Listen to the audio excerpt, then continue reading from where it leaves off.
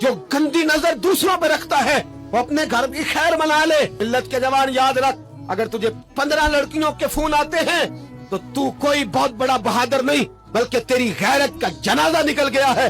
और अगर तू डट करके कई लड़कियों से बात करता है तो फिर तू गिर गया है, फिर तू गंद में मुब्तला हो गया है, फिर तूने गलाजत के साथ अपनी आंख और अपनी जुबान को भर लिया है।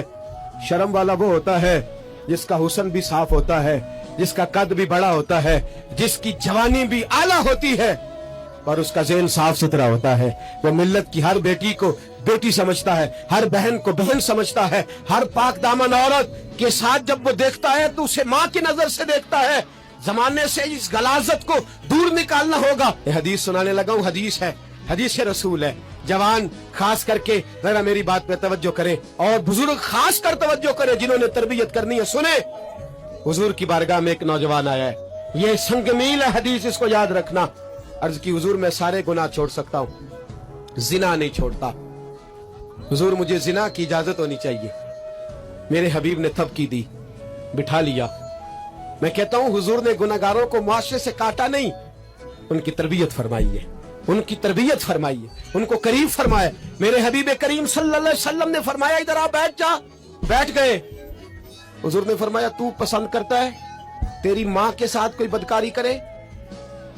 हुजूर नहीं। फरमाया तू पसंद करता है तेरी बेटी के साथ कोई बदकारी करे? या रसूलल्लाह मैं आंखें निकाल दूंगा। हुजूर ने फरमाया तू पसंद करता है तेरी बहन के साथ?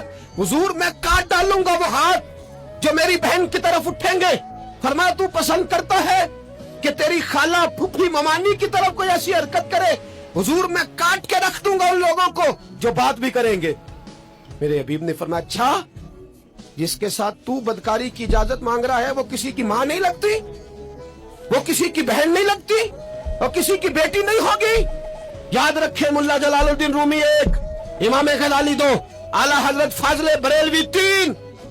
बुजुर्ग मुतफिका तौर पर लिखते हैं, फरमाते हैं जो गंद के साथ दूसरे घर में ताड़ता है वो अपने घर की खैर मना ले।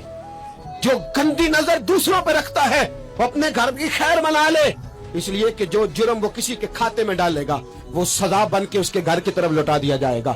जो बदकारी वो किसी के खाते में डालेगा वो सजा बन के अल्लाह उसके घर की तरफ लौटा देगा।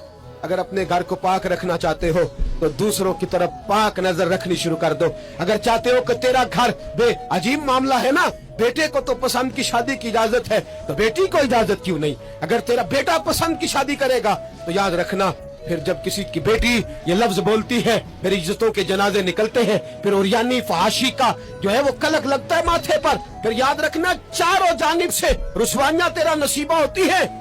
अगर